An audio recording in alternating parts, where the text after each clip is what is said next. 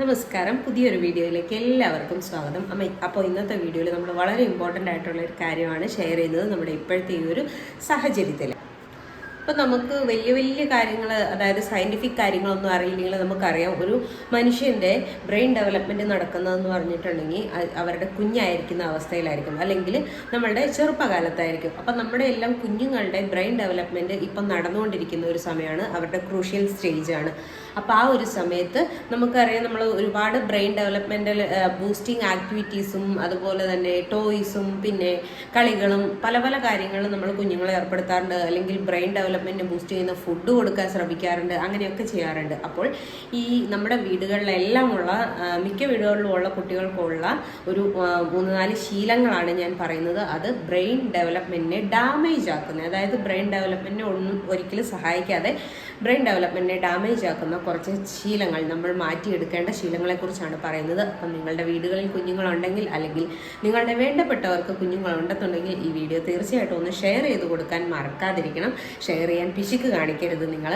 അപ്പോൾ നമുക്ക് നോക്കാം എന്തൊക്കെയാണെന്നുള്ളത്. തീർച്ചയായിട്ടും എല്ലാവർക്കും അറിയാവുന്ന കാര്യം തന്നെയാണ്, എല്ലാ വീടുകളിലും തന്നെ ഉള്ള ഒരു കാര്യമാണ് ഡിജിറ്റൽ ഡിപ്പെൻഡൻസി, അല്ലെങ്കിൽ നമ്മൾ ഡിജിറ്റൽ വേൾഡിലേക്കുള്ള കുട്ടികളുടെ അട്രാക്ഷൻ ആഫ്റ്റർ കോവിഡ്. നമുക്കറിയാം ഏറ്റവും കൂടുതലായിട്ട് കുഞ്ഞുങ്ങളിപ്പം ടൈം സ്പെൻഡ് ചെയ്യുന്നത്, അല്ലെങ്കിൽ അവർ പോകാൻ അല്ലെങ്കിൽ ചെയ്യാൻ ആഗ്രഹിക്കുന്ന കാര്യം എന്ന് പറഞ്ഞിട്ടുണ്ടെങ്കിൽ ഈ ഒരു ഡിജിറ്റൽ വേൾഡിലേക്കാണ്.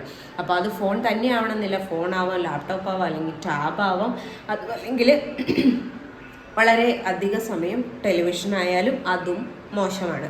അപ്പോൾ ഈ രീതിയിലെല്ലാം ഉള്ള ഡിജിറ്റൽ ഡിപ്പെൻഡൻസി എങ്ങനെയാണ് അവരുടെ ബ്രെയിൻ ഡാമേജ് ആക്കാനായിട്ട്, അല്ലെങ്കിൽ ബ്രെയിൻ ഡെവലപ്മെൻറ്റ് ഡാമേജ് ആക്കുന്നതെന്ന് ചോദിച്ചിട്ടുണ്ടെങ്കിൽ അവരുടെ അറ്റൻഷൻ ഇഷ്യൂസ് വരും. കുട്ടികൾക്ക് ഒരുപാട് നേരം ഈ ഒരു സാധനത്തിനകത്തേക്ക് തന്നെ കോൺസെൻട്രേറ്റ് ചെയ്ത് ഇരുന്ന് കഴിഞ്ഞിട്ടുണ്ടെങ്കിൽ, പിന്നെ അതുപോലെ തന്നെ അവർക്ക് സോഷ്യൽ ഇൻട്രാക്ഷൻ കുറയുന്നു. നമുക്ക് നോക്കിയിട്ടുണ്ടെങ്കിൽ ഒരുപാട് സമയം ഈ ഫോണിനകത്ത് അല്ലെങ്കിൽ ടാബിനകത്തൊക്കെ ഇരിക്കുന്ന കുട്ടികൾക്ക് സോഷ്യൽ ഇൻട്രാക്ഷൻ ഒരു താല്പര്യം ഉണ്ടാവില്ല. ഇപ്പം നമ്മൾ പുറത്തൊക്കെ കൊണ്ടുപോയി കഴിഞ്ഞാലും അവരുടേതായ ആ ലോകത്ത് ഇങ്ങനെ ഒതുങ്ങിയിരിക്കും, അല്ലാതെ മറ്റുള്ളവർ എന്ത് ചെയ്യുന്നു എന്നുള്ളത് നോക്കുന്നു, അല്ലെങ്കിൽ വേറെ കുട്ടികളുടെ കൂടെ കളിക്കാനായിട്ട് നോക്കുന്നു, അങ്ങനത്തെ കാര്യങ്ങളൊന്നുമില്ല. അപ്പോൾ സോഷ്യൽ ഇൻട്രാക്ഷൻ കുറയും അവർക്ക്. പിന്നെ അടുത്തതായിട്ട് ഡിജിറ്റൽ ഡിവൈസിനോടുള്ള ഒരു ഡിപ്പെൻഡൻസി കൂടുന്നു. അതായത് ഇപ്പോൾ കിട്ടിയില്ലെങ്കിൽ നമുക്കറിയാം, നമ്മൾ പുറത്തൊക്കെ പോകുമ്പോൾ ഒരു റെസ്റ്റോറൻറ്റിലായിക്കോട്ടെ, അല്ലെങ്കിൽ ഒരു ബസ് സ്റ്റോപ്പിലായിക്കോട്ടെ, അല്ലെങ്കിൽ ഒരു ഹോസ്പിറ്റലിൽ, ഈവൻ ഒരു ഹോസ്പിറ്റലിൽ പോയിരിക്കുമ്പോഴാണെങ്കിലും ഒരമ്മ അവിടെ ഇരിപ്പുണ്ട്, അല്ലെങ്കിൽ ഒരു അച്ഛനുണ്ടെങ്കിൽ, അവരുടെ അടുത്തൊരു കുട്ടിയുണ്ടെങ്കിൽ ഒരു 80% കുട്ടികളുടെ കയ്യിലും ഒരു ഫോൺ ഉണ്ടാവും. അവരതിൽ എന്തെങ്കിലുമൊക്കെ ചെയ്യുമായിരിക്കും, എന്തെങ്കിലുമൊക്കെ ചെയ്യുന്നുണ്ടാവും. അപ്പോൾ അത് നമ്മളൊന്ന് വാങ്ങിച്ചു വയ്ക്കാൻ ശ്രമിച്ചു കഴിഞ്ഞാൽ ആയിരിക്കുന്ന പേരൻറ്റിന് അറിയാം ആ കുട്ടി അവിടെ മറച്ചു വയ്ക്കുന്നുള്ള കാര്യം. അപ്പോൾ കുട്ടികൾക്ക് അതുപോലെ ഭയങ്കരമായ ഡിപ്പെൻഡൻസി വരുന്നു ആ ഒരു ഡിജിറ്റൽ ഡിവൈസിനോടുള്ളത്. അപ്പോൾ ഇത്രയൊക്കെയാണ് അതുകൊണ്ടുണ്ടാക്കുന്ന മെയിനായിട്ടുള്ള ദോഷങ്ങൾ. അപ്പോൾ നമ്മൾ എത്ര ശ്രമിച്ചിട്ടാണെങ്കിലും അത് മാറ്റിയെടുക്കേണ്ടതായിട്ടുണ്ട്. അടുത്ത ഒരു കാര്യം എന്ന് പറഞ്ഞാൽ വളരെ ഇമ്പോർട്ടൻ്റ് ആണ്, എന്നാൽ മിക്ക പേരൻസും വലിയ പ്രാധാന്യം കൊടുക്കാത്ത ഒരു കാര്യമാണ് ഉറക്കക്കുറവ്. അതായത് ചെറിയ പ്രായമായിരിക്കുമ്പോൾ തൊട്ട് കുഞ്ഞുങ്ങൾക്ക് ഈ ഉറക്കത്തിൻ്റെ നമ്മൾ ട്രെയിനിങ് കൊടുത്താൽ മാത്രമേ കുഞ്ഞുങ്ങൾ ഒരു 1-2 വയസ്സാകുമ്പോഴേക്കും കറക്റ്റായിട്ടുള്ള ഒരു ട്രാക്കിലേക്ക് വരുള്ളൂ. ഭയങ്കര ബുദ്ധിമുട്ടുള്ള കുഞ്ഞുങ്ങളാണ് കേട്ടോ ഈ 1-2 വയസ്സാകുമ്പോഴേക്കും. നമ്മൾ നല്ല ചെറുപ്പത്തിലേക്ക് കുഞ്ഞുങ്ങളെ സ്ലീപ്പ് ട്രെയിനിങ് കൊടുത്തു കഴിഞ്ഞിട്ടുണ്ടെങ്കിൽ നമുക്കൊരു 6-7 മാസം കൊണ്ട് കുഞ്ഞുങ്ങളെ കറക്റ്റായിട്ട് ആ ഒരു ടൈമിൽ ട്രെയിൻ ചെയ്യിച്ച് ഉറക്കിയെടുക്കാൻ പറ്റും. പക്ഷേ അവിടെ നമ്മൾ ശ്രദ്ധിക്കേണ്ട കാര്യം എന്ന് പറഞ്ഞാൽ, നമ്മൾ പേരൻസും അതിൻ്റെ ചോട്ടിൽ പോയി ഫോൺ വെച്ചുകൊണ്ടിരിക്കുകയോ, അല്ലെങ്കിൽ ലൈറ്റ് ഇട്ടിരിക്കുകയോ, അല്ലെങ്കിൽ പാട്ട് കേൾക്കുകയോ, TV കാണോ ഒന്നും ചെയ്യാൻ പാടില്ല. അവർക്ക് ഉറങ്ങാനുള്ള സാഹചര്യം ഉണ്ടാക്കി കൊടുക്കണം. ഉറക്കക്കുറവെന്ന് പറയുന്നത് വലിയൊരു പ്രശ്നമാണ്. നമ്മളത് മിക്കപ്പോഴും നമ്മൾ പേരൻസിനും കൂടെ പ്രശ്നമാണെങ്കിൽ മാത്രമേ നമ്മളത് കെയർ ചെയ്യാറുള്ളൂ സാധാരണയായിട്ട്. കാരണം പേരൻസ് രാത്രി ഉറക്കം കുറവുള്ള ടീമാണെങ്കിൽ എന്ത് ചെയ്യും, നമ്മൾ കുട്ടികളെ അത് പ്രോത്സാഹിപ്പിച്ചിട്ട് നമ്മൾ അവരെയും കൂടെ നമ്മുടെ കൂടെ ഇരുത്തിയിട്ട് TV കാണിക്കുമോ, അല്ലെങ്കിൽ അവരവരുടേതായ ലോകത്തിരിക്കുന്നു, നമ്മൾ നമ്മുടെ കാര്യങ്ങൾ ചെയ്യുന്നു. അപ്പോൾ ഒരിക്കലും അത് നല്ലതല്ല. കാരണം കുട്ടികളുടെ അലേർട്ട്നെസ് കുറയാനായിട്ട് ഇത് ഭയങ്കര ആയിട്ട് സഹായിക്കുന്ന കാര്യമാണ്. അതുപോലെ തന്നെ മൂഡ് സ്വിങ്സ് ഉണ്ടാക്കും കുഞ്ഞുങ്ങളിൽ. കാരണം നമുക്കറിയാം, രാത്രി നല്ലപോലെ ഉറങ്ങി രാവിലെ ഫ്രഷ് ആയിട്ട് എണീക്കുന്ന ഒരു കുഞ്ഞിൻ്റെ ബ്രെയിൻ എന്ന് പറഞ്ഞാൽ നല്ല റിലാക്സ്ഡ് ആയിട്ടുണ്ടാവും. എന്നിട്ട് അവർക്ക് സ്കൂളിൽ ചെന്ന് കഴിഞ്ഞാൽ പുതിയ പുതിയ കാര്യങ്ങൾ പഠിക്കാനായിട്ട് പറ്റും. അതേസമയം രാത്രി ഉറങ്ങാത്ത ഒരു കുഞ്ഞ് സ്കൂളിൽ ചെന്ന് കഴിഞ്ഞാൽ അവർക്ക് ഉറക്കത്തിനുള്ള ഒരു ടെൻഡൻസി ഇങ്ങനെ ഭാരമായിട്ട് തലയിൽ നിൽപ്പുണ്ടാവും. അപ്പോൾ കുഞ്ഞുങ്ങൾക്ക് ലേണിംഗ് ഡിസബിലിറ്റീസ് ഉണ്ടാവാനായിട്ടും ഇത് സഹായിക്കും. അപ്പോൾ ഒരുപാട് ബുദ്ധിമുട്ടുകൾ ഉണ്ടാക്കും ഇത്. പിന്നെ കുറേ വർഷങ്ങളെടുക്കും കുഞ്ഞുങ്ങൾ ആ ഒരു ഉറക്കത്തിൻ്റെ ഇതൊക്കെ ശരിയായി വരാനായിട്ട്. അപ്പോൾ എത്ര എന്താ പറയുക നമ്മൾ സഹിച്ചിട്ടാണെങ്കിലും കുഞ്ഞുങ്ങളെ ഒന്ന് സ്ലീപ്പ് ട്രെയിനിങ് കൊടുത്ത് ഉറക്കിയെടുക്കേണ്ടത് വളരെ അത്യാവശ്യമായിട്ടുള്ള കാര്യമാണ്.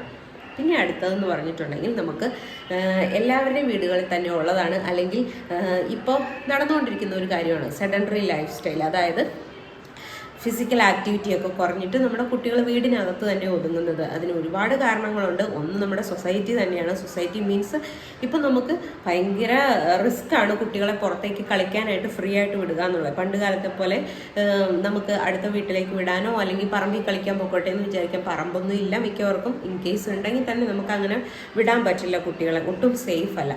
അപ്പം നമുക്ക് വീടിനകത്ത് ഇരുത്തി കഴിയുമ്പോൾ ഉള്ള പ്രശ്നം എന്ന് പറഞ്ഞാൽ കുട്ടികൾക്ക് ആക്ടിവിറ്റീസ് ഒന്നും ഇല്ലാതായിട്ട് അവരിങ്ങനെ എന്തെങ്കിലും ഒരു കാര്യം ചെയ്താൽ അത് തന്നെ ചെയ്തുകൊണ്ടിരുന്നിട്ട് ബ്ലഡ് ഫ്ലോ, ബ്രെയിനിലേക്കുള്ള ബ്ലഡ് ഫ്ലോ കുറയും.